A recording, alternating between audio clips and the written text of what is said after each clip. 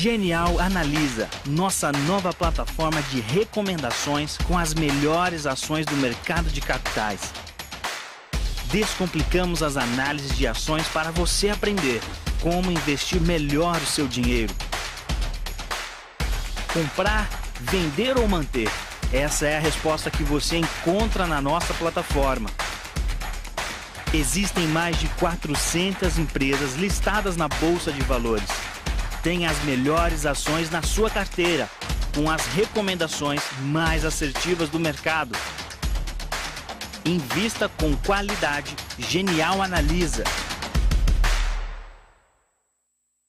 Fala aí, pessoal, sejam bem-vindos a mais um podcast de Genial Analisa. Gente, hoje a gente vai falar aqui sobre as altas das commodities e, obviamente, quais ações são beneficiadas por isso. Acho que vocês viram aí nas notícias, né, o que tem acontecido, as commodities têm subido pra caramba e algumas empresas são bastante beneficiadas por conta disso. Vocês viram também na bolsa, vocês não viram, acompanhem aí o canal da Genial, que a gente tem falado sobre isso por bastante tempo. E hoje, para ajudar aqui um pouquinho a gente, tem o Gabriel. Gabriel, obrigado. Hoje não tem nada de oi, você não vai falar nada de oi. Não, vai ajudar a gente com o papo de commodities. Tem o Vitão, que, tá sempre aqui de novo. Fala aí, Vitão. E aí, tudo bom? O Igor também, que, também tá sempre aqui. Eu espero que vocês consigam dar uma visão boa pra gente sobre quais ações investir nesse momento. Acho que também explicar um pouquinho desse ciclo, né, das commodities, por que isso está subindo. Acho que seria super legal também para dar essa dica pra galera. Quem quer começar a falar? Que aqui a gente tem 4 pessoas agora, né? Eu acho que é legal falar, né, que tem algumas empresas da Bolsa, elas se beneficiam, outras acabam se prejudicando, Exatamente. Né? Eu vou tentar trazer um pouco do lado negativo, assim, vamos dizer, e eles dois com algumas empresas que são beneficiadas. Boa. Antes de vocês começarem a falar, só queria pedir aqui pro pessoal, e na verdade lembrar, né, toda terça e quinta, 7 horas da noite, a gente tem um programa aqui ao vivo no canal do YouTube, e esse programa ele também sai no Spotify, no Apple Music, todos os aplicativos, né, de streaming depois. Eu acho sempre legal falar que, é bom que você assista isso aqui ao vivo e interaja com a gente, né, mandando seu comentário, tirando sua dúvida das empresas. Aliás, você tem aqui os analistas sempre à sua disposição, vamos colocar dessa forma. Mas se você preferir ouvir no Spotify, saiba que tá sempre lá também. É um privilégio, né, acho que é um privilégio. É um motivo para você se inscrever no canal, ativar aí, tocar no sininho, né, tocar na notificação, porque é uma oportunidade que você tem de ter contato com a gente. Acho que são raras as oportunidades, né, que o pessoal, ainda mais o investidor, a pessoa física tem de ter contato com os analistas. Então ativa a notificação, comenta, faz o que você quiser, que a gente vai estar aqui para ajudar. Exatamente. E óbvio, deixa o like. Vambora. Então, eu vou começar aqui então. Eu vou falar um pouquinho para vocês sobre o que vem acontecendo nesses últimos dias, sobretudo com relação ao conflito na Ucrânia, como vocês devem estar observando nos noticiários. É o tema mais comentado nos últimos dias. Então vamos lá. Para mostrar um pouquinho, eu entrei aqui no site, analisa.genialinvestimentos.com.br, que é a nossa plataforma, onde a gente publica todos os nossos relatórios. E agora em pouquinho eu postei para vocês um relatório exatamente sobre isso. O que o conflito na Ucrânia simboliza para as mineradoras e siderúrgicas. Se você ainda não viu, não deixe de conferir. Eu vou falar um pouquinho sobre ele, eu vou abrir aqui para vocês e vou explicar um pouquinho mais sobre como isso de fato vai alterar o que a gente conhece um pouquinho sobre essas empresas, né? Então, antes de mais nada, é importante a gente entender o que vem acontecendo com o preço do minério, né? Quando a gente viu o final do quarto trimestre, o preço do minério ele gerava em torno ali dos 110 dólares por tonelada. Esse foi o preço médio do quarto trimestre. E desde então, desde o começo de 2022 até os dias de hoje, o preço do minério ele só subiu. Teve uma ascendente basicamente estável, só cresce nesse sentido, e ela atingiu nos últimos dias quase 160 dólares por tonelada, até ultrapassou e hoje caiu um pouquinho. Eu lembro que a gente veio aqui falar de Vale, né, quando a gente fez o início de cobertura de Vale, tinha até uma pessoa no chat falando que o minério ia a 60 dólares a tonelada, e a gente estava com uma curva até conservadora, vamos dizer assim, para o cenário que se desenhou, né, acho que a gente estava com 110 dólares para o ano de 2022 de preço implícito do minério, e acabou que a gente está em patamares aí que a gente nem imaginava, 150 né? agora, né? Agora tá 155 lá em Tindal, como a gente chama. Então, só para você ter uma dimensão aí do que a gente está falando, o cenário mudou bastante, a gente teve o caso da guerra, mas é importante a gente entender como que, de fato, a Rússia e a Ucrânia, elas alteram a dinâmica dos preços. Então, eu queria começar falando aqui um pouquinho da parte siderúrgica, para a gente mostrar quanto que eles são relevantes em toda a balança comercial, em todos os deals que ocorrem ao longo dos dias. Então vamos lá. Aqui eu separei para vocês um gráfico de produção dos maiores produtores de aço no mundo. Isso aqui é um dado de 2021 E a gente, acho que é meio óbvio, né? O país que mais importa minério do mundo é a China e, por consequência, é o que mais produz aço no mundo. Então, a gente vê que eles têm uma relevância significativa com relação aos outros pares. Se a gente olha para a participação em porcentagem, a China tem cerca de 54%. Mas esse aqui não é o foco do que a gente vai discutir. O que eu queria realmente mostrar nesse gráfico é com relação aqui à Rússia e à Ucrânia. Quando a gente olha para a participação deles, a Rússia ocupa a 5ª no mundo, enquanto a Ucrânia ocupa a 14ª posição. E quando a gente olha quando eles se representam juntos, é cerca de 5,1% ali da quantidade mundial. E se a gente exclui a participação da China, a gente observa aqui, ó, que do restante, eles produzem cerca de 11%, ou seja, é uma contribuição bastante relevante, fora o que a China consegue trazer pra gente. A China, ela consome tudo que ela produz? Ela consome além do que ela produz. A China ela consome bastante para investimentos internos, sobretudo ali construção civil, automobilística e infraestrutura urbana de maneira geral, mas alguns materiais de maior valor agregado eles exportam. Que, inclusive, o maior parceiro comercial que o Brasil importa aço é a China. Que é uma coisa que eu vou até mostrar para vocês agora, aqui, ó. E por que, uma pergunta de leigo, por que a CSN e a Gerdau não dão conta?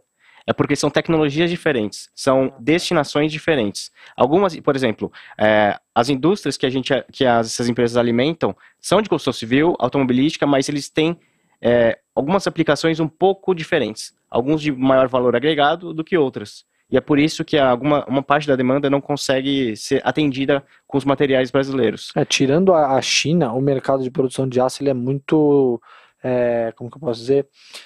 Ele é muito local, né? Os países geralmente eles produzem o que eles consomem, né? Mas no caso da China, por ela ser basicamente, sei lá, motor industrial do mundo aí, né? Eles conseguem produzir bastante, eles conseguem ter um preço competitivo e acabam conseguindo abastecer outros mercados. Mercados mais distantes é mais difícil, né? Porque o custo do frete acaba impactando bastante. Mas em mercados mais próximos eles têm uma penetração maior, né? Inclusive, esse fato do frete, etc., são bastante relevantes ali para o custo Brasil, que a gente chama, custo Brasil do aço, que torna o produto brasileiro menos atrativo quando a gente vê do ponto de vista de exportação. Porque quando a gente olha para, por exemplo, Rússia, China, eles estão muito mais próximos da Europa, ali, dos países que consomem de fato.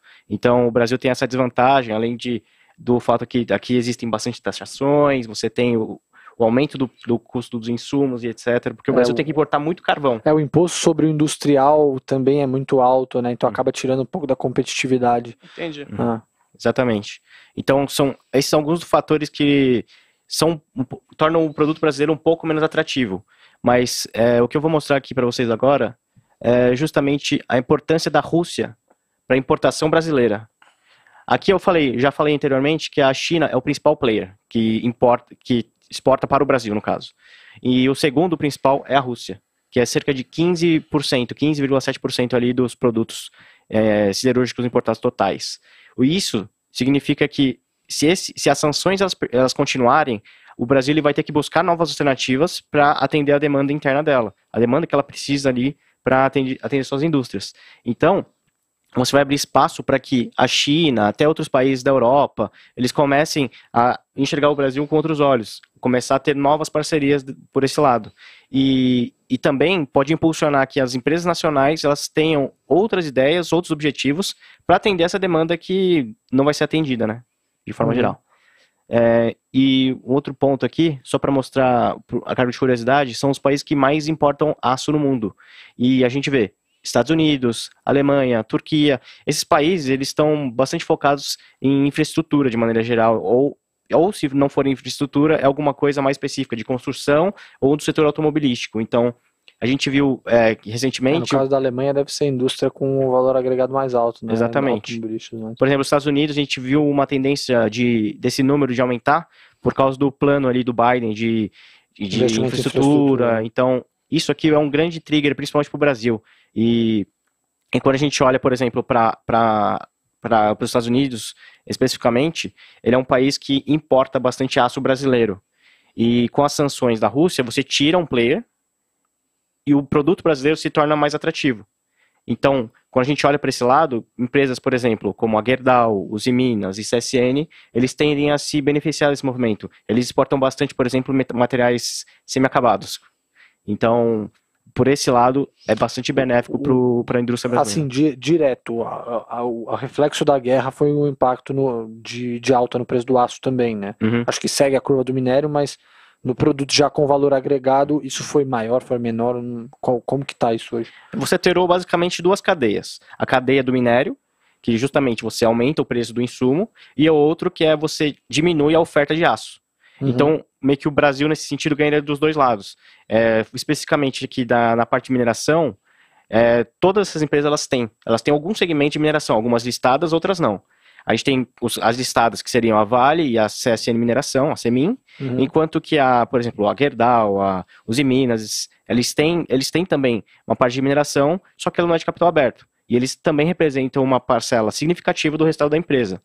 E é uma estratégia deles. Eles têm uma parte que vai diretamente para a indústria, abastecer a indústria siderúrgica, e o remanescente vai para a exportação. Sim. Então, eles ganham desse lado da cadeia, que é o aumento dos preços, porque a Rússia ela com as sanções, ela para de exportar, e como você tem um choque de oferta e a demanda continua, porque a gente vê a China, por exemplo, ainda em patamares de alto consumo. Apesar de que quando a gente olha para os valores do estoque, é até um pouco contraditório, mas o que a gente vê é um movimento que a China ela não pensa mais tanto nos preços, como ela estava, por exemplo, uma semana atrás, mas que agora ela está querendo manter o estoque em níveis elevados para garantir que em caso de algum desastre ocorra, ela esteja bem preparada. Pelo menos é mais ou menos o posicionamento atual dela. Acho que já era, né? Há um tempo atrás a gente viu, a gente teve essa discussão falando que a China estava estocando muito minério, por exemplo, e ninguém estava meio que, mas o que a China tá fazendo estocando minério? E aí deu a guerra lá na Rússia. Entendeu? Cara, eu queria fazer uma pergunta mais para efeito de curiosidade. Eu sei que não tem, acho que uma resposta certa para isso, mas até onde vai esse ciclo de alta, se for pensar, né? Coloca uma parte mais filosófica. Você acha que essa guerra ela tá prestes a chegar num acordo, isso pode acalmar um pouco e as coisas voltarem ao normal? Ou a gente vai continuar vendo commodity em geral, né, subindo? Aí depois a gente fala um pouco de petróleo também, porque, enfim, acabou de sair a notícia da Petrobras, por exemplo, aumentando já o gasolina, o diesel. Quais as consequências disso também para o Brasil como um todo, né? Greve de caminhoneiro, todas essas coisas. Falando um pouco de minério, como que você olha isso? Como que você está olhando isso? Então, o minério está em patamares que, quando a gente olha, são basicamente históricos. Quando a gente olha para a curva em si do minério, a gente viu que a média ali é em torno de uns 70, 80 dólares por tonelada. Hoje, com 160 dólares por tonelada, não dá para acreditar que ele vai ser algo duradouro. Obviamente, tem um reflexo do conflito ali na Ucrânia, a guerra em si, que a gente trata como um fenômeno de curto prazo. A gente não imagina, a gente não crê que vai seja algo que vai durar anos, né? Algo que seria bastante desastroso. Então, pensando desse lado, a gente acredita que o preço do minério, não sei se é nesse ano ou no ano que vem, mas a tendência dele é que ele se estabilize. Porque se ele continuar em patamares tão elevados, você tem um impacto também inflacionário, né? Então, se você tem uma destruição ali de valor. No modelo, quando você estima, olhando para frente, você coloca o minério aonde? Ali, quando a gente faz nossas projeções, a gente faz uma curva ali decrescente para seguir as curvas futuras. Então, o valor que a gente utiliza no final é de 70 dólares por tonelada. E aí, dependendo das condições de curto prazo, alguma mudança ali um pouco mais radical, a gente pode ser que a gente altere aquele valor para um cenário mais positivo ou mais negativo. Tanto que a gente faz uma análise de sensibilidade com este valor final, que dependendo do valor que ele atingir, você pode ter resultados muito ruins ou muito bons. E aos patamares em que a gente vê, por exemplo, o minério hoje, se eles permanecerem ao longo de 2022, pode ter certeza, todas as mineradoras vão pagar dividendos extraordinários, vão ser absurdos. A gente já viu o ano passado, né, elas pagando dividendo absurdo. E assim, eu gosto de reforçar isso, né? Acho que a tese de Vale não é só minério, tá? A grande parte é minério. Tem algumas outras coisas que até o Gabriel deve falar depois em relação a níquel e tudo mais. Mas o minério a 150 dólares, a Vale tem uma operação que se paga ali a 50 dólares a tonelada do minério. Então, eles negociando com o minério que é de melhor qualidade que os outros, em tese, num choque de oferta, talvez vai ser um minério mais procurado, né? Em questão de crise energética, aumentando o custo de energia no mundo. A tendência é que se busque um minério de maior qualidade e tudo mais. Se vocês estão vendendo minério, vamos chutar nessa faixa de $150, extraindo a um gasto de $50, você imagina quantos resultados eles vão gerar. E o níquel? Porque eu vi que a Vale é o segundo maior produtor de níquel do mundo. É relevante em relação às vendas da empresa? Já chego nesse tópico. Então vamos embora. Eu vou pular ele aqui, ó. Aí a gente volta depois especificamente para mineração aqui, ó.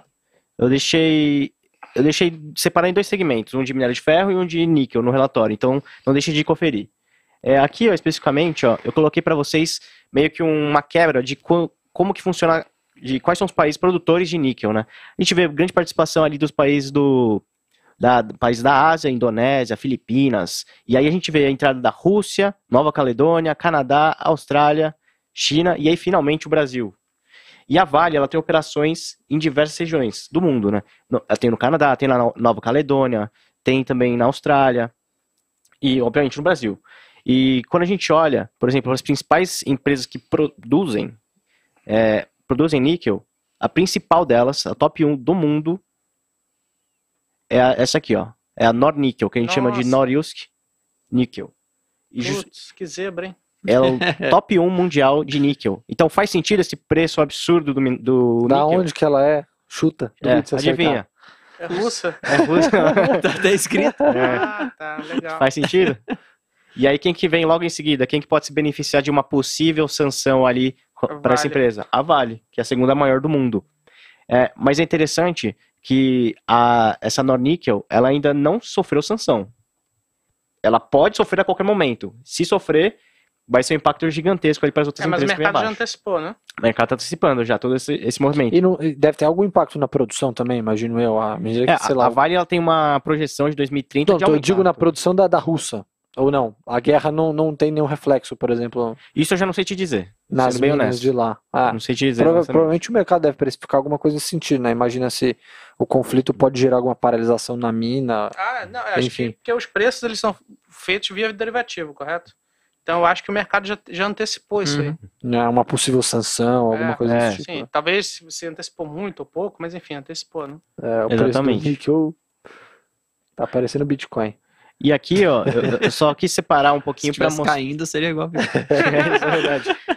Melhor do que esse gráfico, eu vou pegar aqui para vocês a curva do níquel que eu tô falando. Segura essa vela aí. Então, a média do período aqui que eu peguei desde 2019, ó, antes da pandemia, ó, é em torno de $16 mil por tonelada. Caramba. E olha o que aconteceu ontem e anteontem.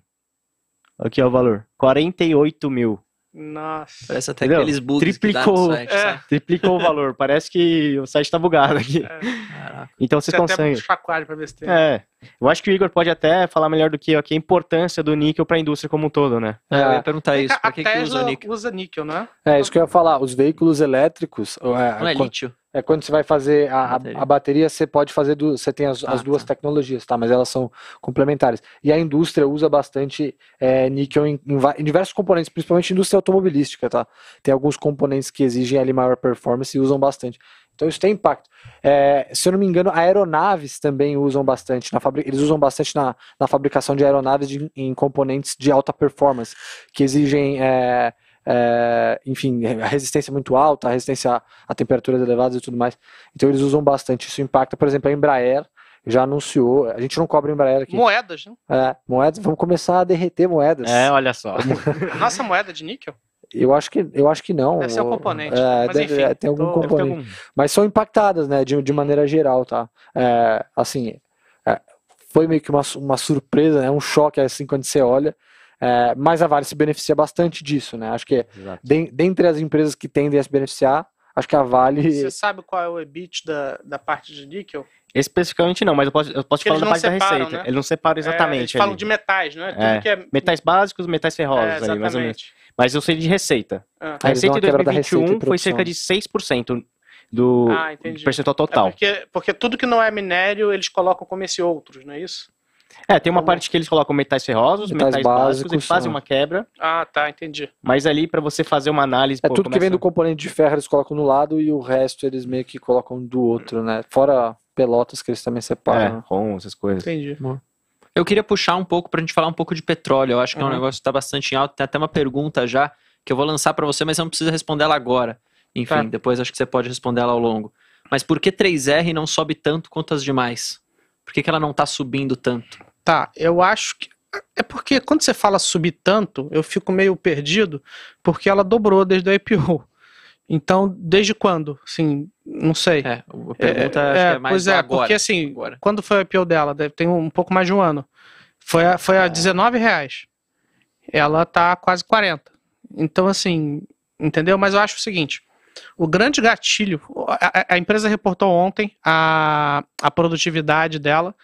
Cara, tudo certo, tudo redondinho, tudo filé, Campo de Macau vindo bem, ano contra ano crescendo, acho que quase 60% de fevereiro em relação... A produção, né? A produção, em relação ao primeiro trimestre de 2021.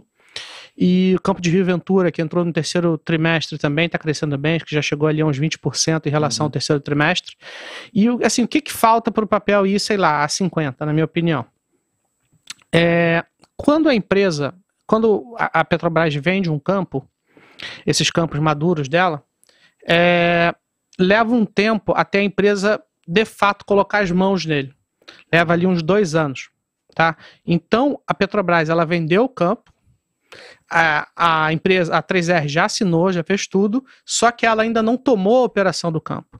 Na época do IPO, ela só estava com Macau, o campo de Macau nas mãos, e desde então ela já recebeu um dos campos que ela comprou, que foi o campo de Rio Ventura, que recebeu no terceiro Q de 2021. Se vocês derem uma olhada na apresentação corporativa da empresa do último resultado, ela te dá um cronograma e, assim, resumindo o cronograma, eles devem entrar a ANP deve aprovar a transferência do campo para a 3R ainda esse ano, se não de todos os campos, pelo menos a maioria. Então, assim, quando você olha para a Petrobras deve ter capital aberto há décadas. Então, para o bem e para o mal, você conhece a empresa. Né? Você paga mais ou paga menos por ela, pelos motivos XYZ, mas porque você já conhece bem. A PetroRio, ela tem capital aberto, ela era HRT, ela virou PetroRio ali por volta de 2015, se eu não me engano, 2015, 2016. Então, o mercado já conhece ela há 5, 6 anos. Então a gente sabe o quão bom ou o quão ruim ela é, na realidade ela é uma boa empresa, mas assim, para o bem e para o mal, você consegue antecipar melhor as coisas. A 3R, o mercado está conhecendo agora. E se por um lado o mercado gosta do que está acontecendo com Macau e gosta do que está acontecendo com Rio Ventura, ainda faltam muitos campos para entrar em operação e ela extrair o verdadeiro valor da sua produção de petróleo. Tá? Então eu acho que é isso que está faltando para a 3R. É ela finalmente botar a mão nesses campos. E uma coisa interessante, o campo de Macau, em um ano, a produção cresceu, sei lá, 50%, 60%. Então eu acho que existe uma expectativa muito grande em relação a esses campos da Petrobras, em que no momento em que você pegar esses campos e no espaço de um ano, não é uma matemática perfeita, não precisa crescer 60% ano contra ano, mas só de crescer, sei lá, 30%, depende. Cada campo tem uma estratégia, cada campo tem um plano de negócio, cada campo tem uma curva a ser extraída. Eu acho que já vai ter uma precificação melhor. Mas aí, porque, por exemplo, qual foi o lucro do ano passado? Foi acho que 19 milhões. Muito pouco. Mas por quê? Porque só tem um campo, na realidade são 2, né? Os outros são pequenininhos. O próprio campo de pescaria arabaiana, ele ainda não está 100% consolidado, a empresa só tem 35%, falta os outros 60 e tantos também entrar nesse esquema que eu acabei de explicar.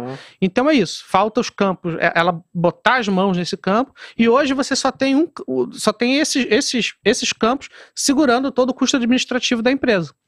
Então é mais ou menos isso, assim, para falar do case de destravar 3R, valor, né? Para destravar valor. Então, se fosse uma PetroRio, a PetroRio, ela é a mais cara de todas as empresas de capital aberto de petróleo daqui do Brasil. Por quê? Porque, comprou a Albacora, que são 2 campos muito grandes. O mercado gosta tanto de PetroRio que paga antecipado. Ela já sabe que existe ali uma qualidade. Na execução é claro que é o ver para crer, né? Quando a produção começar a vir de verdade, aí vai ter o upside inteiro. Mas assim, você já antecipa, né? O mercado sempre tenta antecipar. Enquanto que... Mas por quê? Porque a PetroRio, ela goza de uma credibilidade. Então o mercado antecipa. A 3R, ela está se provando. Entendeu? É mais ou menos isso. Você acha que a 3R ela ainda continua sendo uma oportunidade mais tática nesse momento para você investir nessa... Mas como assim tática? Apostando que você fala de tática? Nessa alta do petróleo e talvez essa alta do petróleo ter esse impacto nos preços das ações. Você acha que isso acontece com 3R? Porque, por exemplo, o que eu tenho visto as pessoas falando, até um comentário aqui, o pessoal tem apostado muito em Petrobras nesse momento, uma alocação tática nesse sentido de falar, pô, tá subindo muito o barril do petróleo, eu vou investir em Petrobras. Você acha que 3R pode ser visto engraçado, dessa maneira, porque ou não? A impressão que eu tenho é que quando o petróleo sobe, a Petrobras cai. Porque existe... Mas tem subido, né? Subiu existe hoje. O medo do não repasse, existe né? o medo do não repasse. Hoje eles anunciaram o repasse, só que ainda segue a defasagem. Entendi. Tá? Tem esse risco. A Petrobras, então eu lembro que ontem, tudo bem, que hoje bateu o martelo. Se antes existia uma dúvida, hoje não existe mais dúvida, eles repassaram X%. Mas ontem, acho que foi ontem, anteontem, porque ontem o petróleo caiu 10, não foi isso? A empresa subiu, cara. Entendi. Entendeu? Porque diminui o... entendeu? Entendi, então fica uma coisa meio esquizofrênica ali no caso no caso da Petrobras, entendeu? Por incrível que pareça, eu acho que assim, a geração de caixa ótima da empresa não é com petróleo mais alto, é com um petróleo num nível que o governo não se sinta obrigado a subsidiar ele. E existe um cálculo para você estimar exatamente o momento em que o governo vai parar de meter... Não tem. Poxa, claro, já teve esse desconforto aí, né, do preço da gasolina ter escalado, aí depois desse reajuste ainda fica mais uma dor de cabeça, mas é mais ou menos isso, entendeu? Então, assim, eu acho que acho que a 3R, ela não subiu mais por causa das questões relacionadas aos campos que eu acabei de explicar. Eu acho que se ela já tivesse com os campos na mão, aquilo ali ia ser fluxo de caixa na veia. Na veia, assim, sem a menor discussão. E também tem um tema que é importante citar. Essas empresas de commodity, elas usam muito mercado de derivativos. Então, assim, tentando resumir como é que funciona o mercado de derivativos, você tem as opções de compra e as opções de venda. Ela faz uma estratégia, vamos supor que ela faz uma estratégia chamada de cola. Se o petróleo está $60, ela vende o contrato dela a 65 e, ao mesmo tempo, ela compra, vamos supor, a 55. Ela compra uma proteção a 55. Então, ela vai vender dentro de um canal de preço, né? Isso é outro motivo também, às vezes da ação não está, sei lá, R$60, para além da entrada desses campos, que é o seguinte, ela faz uma estratégia que ela faz com que o preço que ela vai vender verdadeiramente o seu petróleo dentro de um horizonte de tempo fique dentro desse canal, entendeu? Hoje que o petróleo está a $120, você vai ficar muito chateado porque ela está vendendo desse canal ali que o limite superior é $70, então ela vai faturar $70. Eu fico com raiva disso? Não. Vou explicar por quê. É claro que eu queria estar vendendo petróleo a $120, mas por que eu não fico furioso da vida? Porque quando acontece o contrário, esse canal de baixo protege a empresa de quebrar. Entendeu? Então, assim, a gestão como o negócio de commodity, ele é naturalmente volátil, o uso dessas ferramentas de proteção são comuns. Então, quando você compra uma proteção, você abre mão de alguma coisa. Mas quando você é pequeno, né? Tem a produção menor. Exatamente. Por exemplo, a PetroRio, quando o petróleo ficou a preço negativo, ela chegou caiu, sei lá, 80%. Aí ela teve que vir a mercado, lembrando que ela é uma empresa que compra proteções de preço de petróleo. Ela gasta tantos milhões, é igual o seguro do carro. Você gasta o seguro do carro. Você não quer que o pior aconteça, não quer bater seu carro. Mas se bater, você está protegido. Então é um dinheiro que você perde aqui, com muitas aspas, mas que quando o pior acontece, você está protegido. Então esse é outro motivo também, tá? Eu estava aqui dei um discurso muito grande aqui em relação aos campos de petróleo, mas ela usa essa estratégia também, que ela limita o ganho dela e isso leva um determinado período de tempo.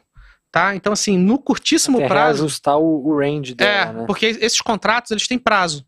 Aí, quando acaba esse prazo, ela vai fazendo novos contratos e vai trabalhando dentro desse canal, dentro da faixa para cima e para baixo. Tá? Então, e vocês vão ver também, nos resultados quando a gente tiver o início de cobertura, vocês vão ver isso, que ali na linha de despesa financeira tem custos com hedge. Então, aquilo ali, como o petróleo está 120... ela até vende a 120, mas a diferença vem no financeiro. Então ela vai ter uma despesa financeira bem alta devido a esse diferencial. Tá? Então, assim, eu acho isso ruim. É muito fácil falar que é ruim agora. No momento que tá bom, né? No momento que tá bom. Agora, quando vai a $30, que a empresa pode quebrar, né? Então é mais ou menos isso. E quem trabalha com soja aí, se tiver alguém ouvindo, pô, a turma da soja faz isso, a turma do boi faz isso, minério faz isso, existe derivativo de tudo. Até principalmente com relação ao frete, que é uma vantagem que a Vale tem com relação aos outros pares, porque ela se protege fazendo contrato de longo prazo. Tá vendo? Enquanto que a CSN Mineração, por exemplo, ela prefere ficar exposta ao spot. Então, muito provavelmente nesse próximo trimestre, a CMIN ela vai ser muito mais afetada do que a Vale em termos comparativos. E aí falando do lado negativo, agora aproveitando a deixa, a gente tem que eu acho que são os principais impactados do lado negativo, são as companhias aéreas, né? A gente teve um alívio assim, né? Primeiro a gente teve uma queda super acentuada, que caíram quase 30% em 2 dias, justamente por conta desse rally do petróleo para cima. Para quem não sabe, quase 1/3 dos custos das companhias aéreas, daquela primeira linha de custos da DRE, é com combustível, com querosene de aviação. Então, você imagina que numa toada dessa de alta super forte, a primeira coisa que vão fazer é bater nas companhias aéreas. A gente vai ter uma destruição de margem ali gigantesca. Então, acho que isso explica um pouco da queda e prejudica o setor, tá?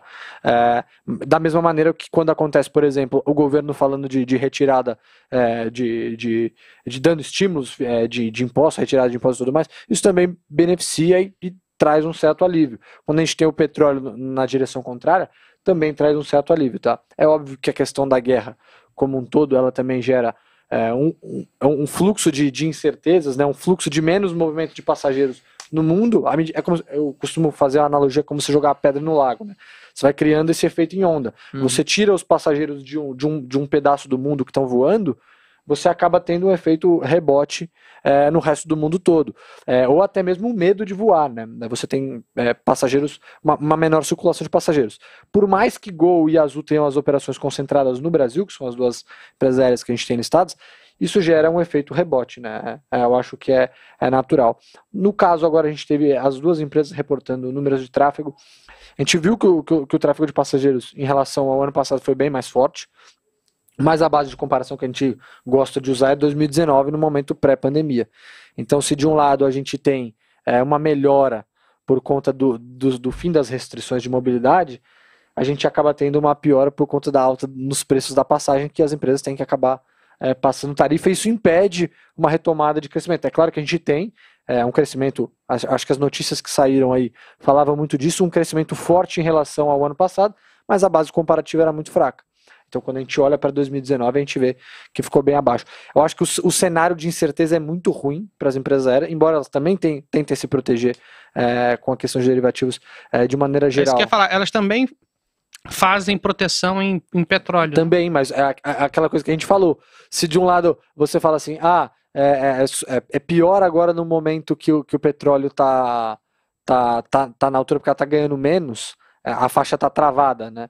As empresas aéreas é o contrário, né? Seria melhor porque ela tá perdendo menos, né? Porque ela já tem o preço protegido, mas mesmo assim os contratos não são tão longos, o hedge não pode ser tão longo. Então você tem essa exposição e esse repasse de preço aí que acaba de maneira geral prejudicando. Então acho que se fosse citar um setor que é prejudicado, acho que de cara a gente tem as empresas aéreas aí, fora a indústria, que a gente já chegou a conversar internamente também, que também é prejudicado, tanto por conta da alta nos preços dos insumos, quanto, por exemplo, alta de gás, né? Muitas empresas utilizam fundições, por exemplo, na Europa e tudo mais, então tem essa questão energética também que acaba impactando, e obviamente o preço de sucata ferrosa, que acaba acompanhando minério de ferro, aço e tudo mais. Isso tem um efeito inflacionário para a sociedade como um todo, né, de certa forma. Exatamente. Então isso prejudica a economia como um todo, você vai colocar, né? E você também, o Gabriel até falava, você tira essas possíveis sanções, elas tiram um player, ainda não aconteceram, mas se acontecerem, como o Vitão falou, o mercado tenta antecipar, você tira um player importante na produção de minérios global, né? E aí, por exemplo, aí o efeito são em várias cadeias. Por exemplo, ontem a gente conversava sobre a questão dos semicondutores. vários semicondutores usam componentes que são produzidos em várias partes do mundo, né? Usam minérios de diversos locais. Então você também tem essa questão que pode colocar um pouco de pressão. Embora a inflação não seja direta, né? A gente conversava sobre isso ontem. O preço do chip subiu 20%. Dane-se, porque representa pouco no carro. Só que a questão você tem menos oferta. Entende? Então, aí você acaba restringindo, por exemplo, a produção de veículos. Ou se o cara tiver que priorizar em fabricar, num cenário de ofertas menores, se o cara tiver que priorizar entre fabricar chip para placa de vídeo e tudo mais, ou para carro, ele vai fazer o que tem maior margem para ele, entendeu? Então você acaba bagunçando a cadeia como um todo. Se já estava bagunçada, agora o cenário é um pouco mais incerto, né? E é justamente nesse caso que ele mencionou, que começa a redirecionar a utilização do semicondutor, que você começa a afetar resultados de empresas siderúrgicas. Por exemplo, a Uzi Minas, ela tem uma representatividade do setor automobilístico de 32%. Então, você não parar de produzir carro, prejudicando toda o top line ali da empresa como um todo. A expectativa de produção de carro é o que gere a boa parte da receita deles. Então, exatamente. Assim, piorou no Brasil, principalmente veículos leves, né, que eu acho que representa ainda mais da produção. Por isso que aumentaram o prazo do meu carro. Era 60 dias, agora foi para 90. Até 90 dias então, a gente entregar. Pior, por isso, acho que tá tudo bagunçado, né? Você perde essa previsibilidade, né? De quando você vai conseguir voltar a retomar as produções nos níveis. E eu queria fazer um apanhado geral, assim. A gente tinha como título aqui em quais ações a gente investiria para apostar nessa alta de commodities com uma alocação um pouco mais tática aqui. Eu acho que eu entendo que a nossa filosofia aqui, até como Genial Analisa, é sempre pensar um pouco no longo prazo, nos fundamentos. Mas pensando em uma alocação mais tática, o Villegas fala muito disso. Se você tivesse que escolher alguma empresa ligada a commodities, o que vocês prefeririam nesse momento? Pode ser uma opinião pessoal, não precisa ser necessariamente uma recomendação. Mas... Você quer uma empresa ou um setor? Só para... Os dois. Tá bom. Fala do setor primeiro. Você primeiro, então. Tá bom. Eu acho que, olhando agora para os níveis do minério, a situação global, a perspectiva da China como um todo, acho que ela está bastante otimista, de maneira geral. Acho que ninguém está prevendo que o preço do minério vai cair, assim, pelo menos de maneira drástica, para algo em torno de $100 por tonelada. E até se cair, os números são bastante sólidos. A empresa todas as empresas elas continuariam tendo resultados satisfatórios e que permitiria que elas continuariam a pagar dividendo, investir. Por exemplo, a Semin, ela seria um grande player que ganha bastante com isso, porque ela tem uma forte geração de caixa para financiar seus investimentos, ao mesmo tempo que ela paga dividendos. Então, para ela seria algo muito bom. Agora, no caso da Vale, como tem esse quesito níquel, que ele vai começar a aumentar ainda mais sua participação dentro do resultado da empresa, você vê um cenário positivo para o minério, você vê que a produção chinesa voltando com todo o término ali da Olimpíada de Inverno, que vem aumentando a utilização da capacidade produtiva das usinas siderúrgicas. Então, cara, olhando para esses triggers de curto prazo, a gente vê um grande potencial para a Vale. Boa. Tá. Até falaram aqui, níquel é Vale. Não, e tem outra, né? Acho que até defendendo um pouco da tese de mineração, que eu provavelmente, se tivesse que escolher, eu escolheria a Vale, tá? E eu explico por quê. Mas eu acho que, assim, a questão do petróleo, a gente vê que tem algumas saídas ali, né? Acho que por mais que seja um soco na cara, vamos falar assim, tem algumas saídas. A gente vê, por exemplo, o Biden foi tentar negociar. São saídas amargas. São saídas amargas, mas querendo ou não, o mundo tenta se movimentar ali, né? O Biden chegou até a falar de as empresas petrolíferas aqui tem que investir, aumentar a capacidade e tal, tudo mais. Você tem um pouco mais de saída de curto prazo. Eu acho que o que tem acontecido com o minério, e a gente já falava isso, assim, no curto e médio prazo, é que foram anos ruins em termos de investimento. Acho que o petróleo também passou por isso, né? E assim, a gente olha para a China querendo sair de um crescimento econômico menor. O investimento em infraestrutura é um mecanismo significativo, né? Por mais que tenha toda a questão de construtores e tudo mais. Nos Estados Unidos a mesma coisa, né? A gente tem essa pegada de investimentos. Então, na minha opinião, o case de minério, pelo menos a minha crença pessoal, eu acho que esse minério não deve ficar abaixo de $100 até o final do ano, tá? E assim, o minério acima de $100 é muito fluxo de caixa para Vale. Então é muito dividendo, é um case que que deve remunerar bem o acionista. Eu ficaria com Vale se tivesse que apostar. Em petróleo, o que acontece? O petróleo existe, o preço está agora em $130, você tem dois efeitos. Você tem o efeito estrutural e o efeito conjuntural. Conjuntural é aquele efeito de curto prazo que é a guerra. Qual o problema de você fazer um play de guerra? É que se anuncia a paz... Acabou, exato. Entendeu? Então, assim, ontem chegou a... Não sei se você... O petróleo caiu 10%. Então, o petróleo estava 130, foi a, sei lá, 120. Assim, caiu Teve um cessar-fogo ali. Teve ali uma tentativa, acabou não rolando, etc. Então, enfim, esse tipo de coisa é bola de cristal, né? Exato. Então, assim, é complicado você jogar um play de curto prazo. Mas, enfim, você está ganhando dinheiro de uma maneira ou de outra. A $130 está ganhando, você é uma petroleira, você está ganhando dinheiro de uma maneira ou de outra, exceto caso você seja a Petrobras. Claro, você vai estar ganhando muito dinheiro. Não, você vai estar ganhando muito dinheiro, não tem melhor. A Petrobras vai pagar um caminhão de dividendo, etc. Mas ela tem sempre essa questão do subsídio, etc.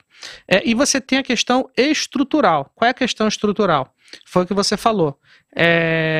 O mundo tem subinvestido em petróleo nos últimos 5, 6 anos, por causa de ESG, etc.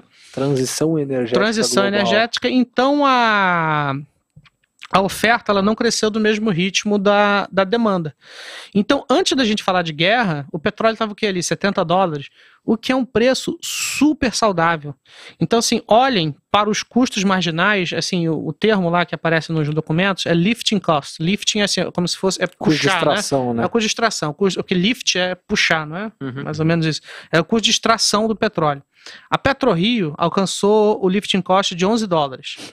Então, se o lifting é 11 e o preço da commodity 70. E o preço da commodity é 70, cara... É a mesma coisa da Vale, né? Pois é. Só que assim, a Vale é 50 para 130. O petróleo é 11 para 70, entendeu? Enquanto que... Mas assim, enquanto que na 3R, qual é a diferença da PetroRio para 3R? Os campos da PetroRio, eles são offshore. Então eles são plataformas de petróleo no meio do Oceano Atlântico. E o custo é bem mais caro, né? O sujeito trabalha 15 dias lá e fica 15 em terra, então não é um trabalho normal. Os caras ganham um pouco mais por estarem lá, o transporte não é de ônibus, não é de bicicleta, é de helicóptero. Então assim, para ela alcançar esses $11, a produtividade dos campos teve que, sabe, ela já vem crescendo há bastante tempo. Então ela alcançou agora esses $11. E o que me chama a atenção na 3R?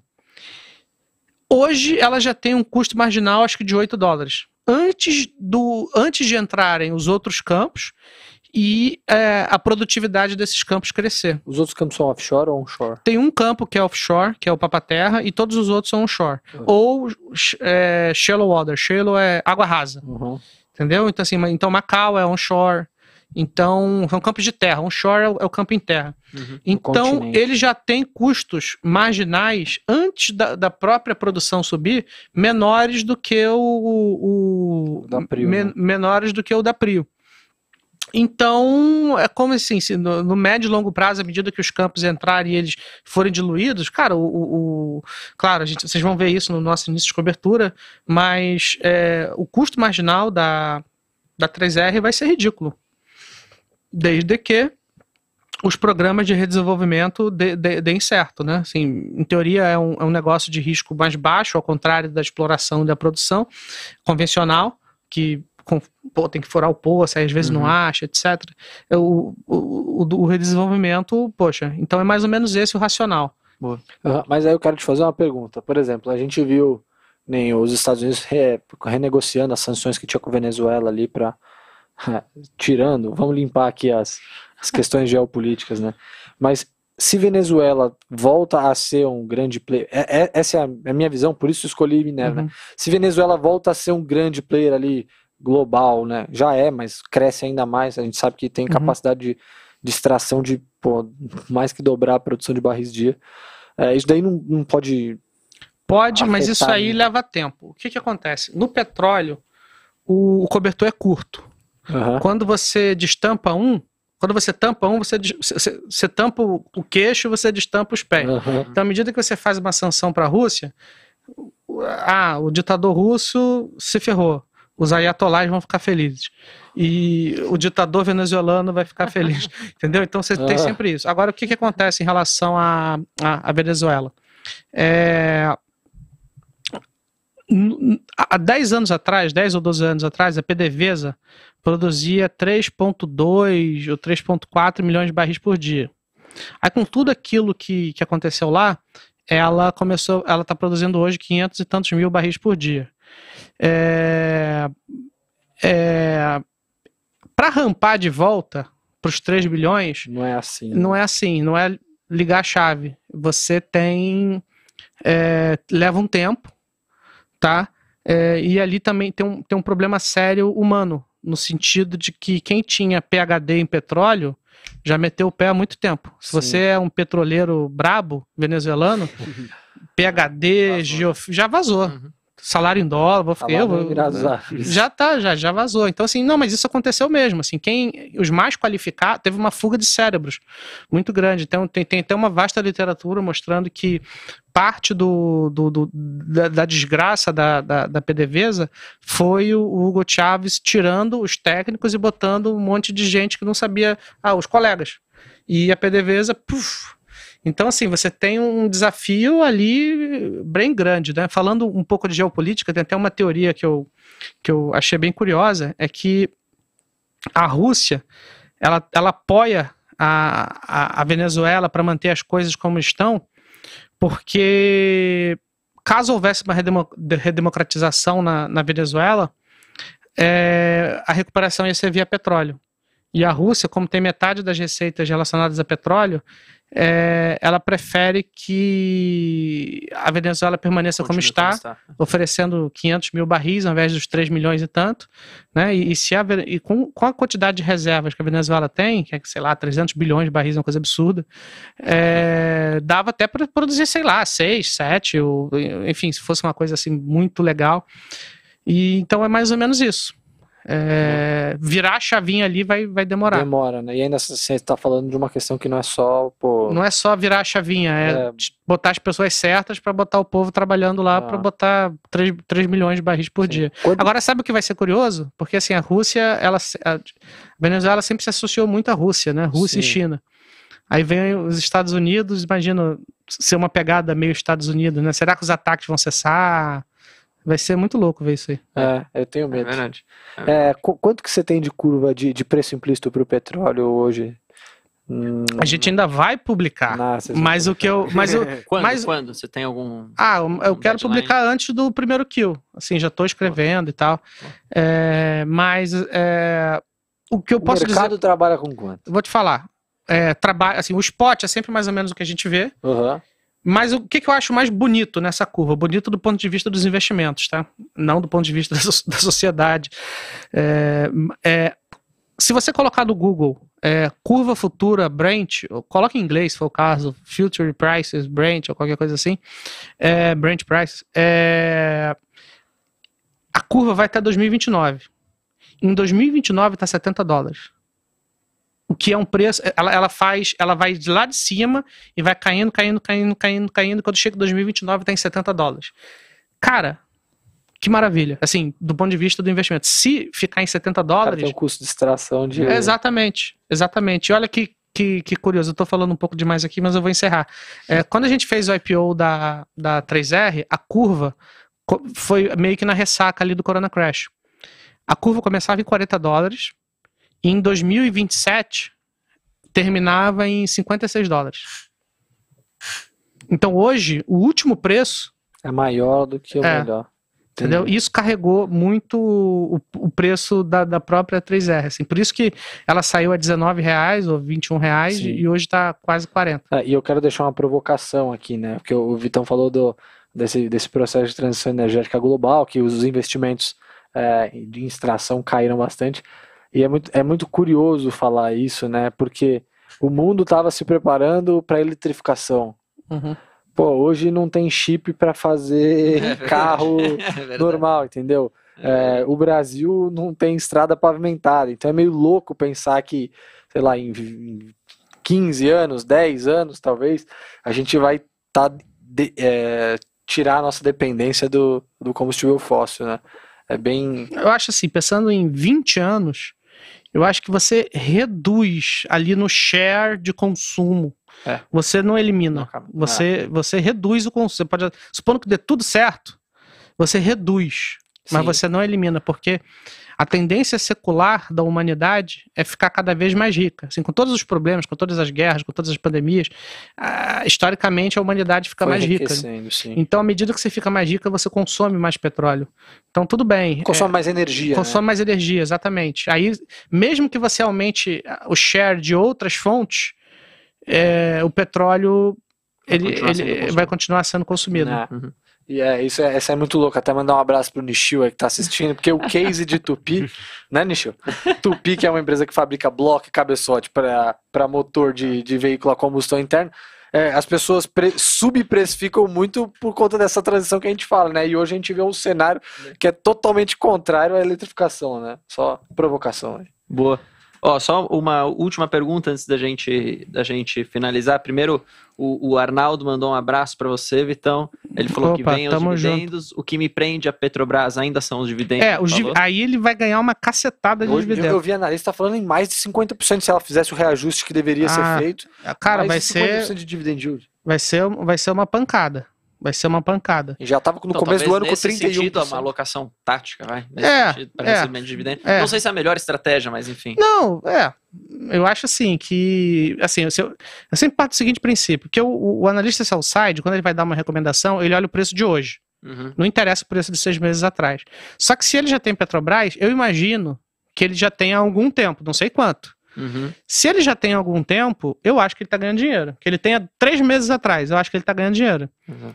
Então, assim, a minha sugestão é desfrute dos seus dividendos, fique sempre de olho, porque a gente tem uma eleição, os candidatos estão com uma política um pouco agressiva, um discurso um pouco agressivo em relação à empresa, dependendo ali de quem foi eleito, tem toda uma questão de querer usar a Petrobras como política econômica e monetária, e que deu muito errado. Sim.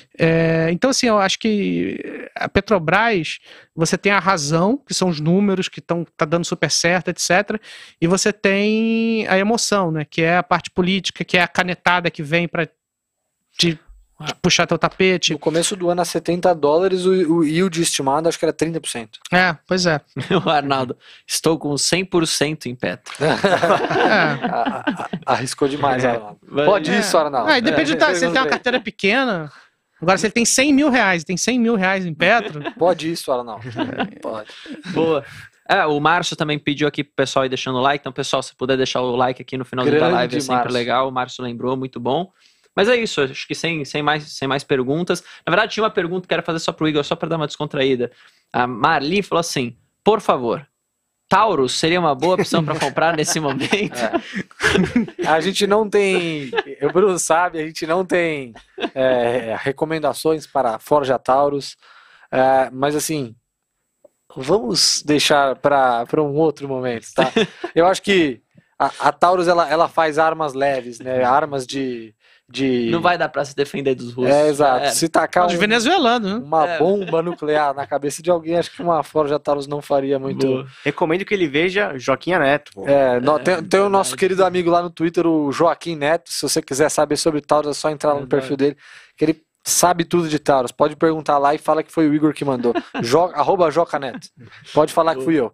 Boa, fechou. Igor, Gabriel, Vitão, obrigado aí pela aula. Enfim, pessoal, se você gostou, não esqueça de deixar o gostei. Qualquer dúvida que você tiver pós-podcast aqui, você pode deixar nos comentários que a gente volta para responder vocês. Tem que se inscrever no canal também. Lembra de se inscrever, de ativar o sininho e de saber, né, que terça e quinta, 7 da noite, a gente tá aqui com o programa. Sempre marca na agenda aí já. A gente já sabe o episódio da próxima semana? Não vamos falar. Não vamos e tá no relatório também, né? Tá inclusive aqui no próprio chat aqui, o canal da Genial mesmo publicou aqui o link da plataforma. Publica, compartilha com os amigos, dê a curtida, viraliza esse relatório que ficou muito bacana.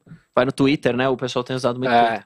A gente fica feliz quando você pega o relatório e manda no WhatsApp pro seu amigo. A gente tem tudo, a gente analisa você o tempo todo. Se você mandar no WhatsApp, eu vou saber e eu vou ficar muito feliz com você. Cara, eu duvido que tenha um relatório melhor do que esse de vale de graça. Eu também não vi. Não tem, cara. Você tá falando sério, não tem. Não tem. Eu também acho que não tem. E de siderurgia, impacto da... O Vitão soltou um sobre o impacto nas commodities antes, né? A gente fez um relatório junto com o pessoal de macro, lá tinha um comentário sobre as empresas que iam se beneficiar, que iam se prejudicar. Isso foi um pouco antes da escalada de preço. O Gabriel soltou um agora sobre siderurgia e mineração. Exatamente. Eu soltei um sobre airlines. Então, cara, não perde tempo não. Vai lá na plataforma. Não existe nenhuma plataforma que é de graça com tanto conteúdo. Não existe. Exatamente. Quer dizer, existe. A gente não analisa. É isso. Mas é isso. Pessoal, muito obrigado. Até o próximo episódio. Falou. Genial Analisa, nossa nova plataforma de recomendações com as melhores ações do mercado de capitais. Descomplicamos as análises de ações para você aprender como investir melhor o seu dinheiro. Comprar, vender ou manter? Essa é a resposta que você encontra na nossa plataforma. Existem mais de 400 empresas listadas na Bolsa de Valores. Tem as melhores ações na sua carteira, com as recomendações mais assertivas do mercado. Invista com qualidade. Genial Analisa.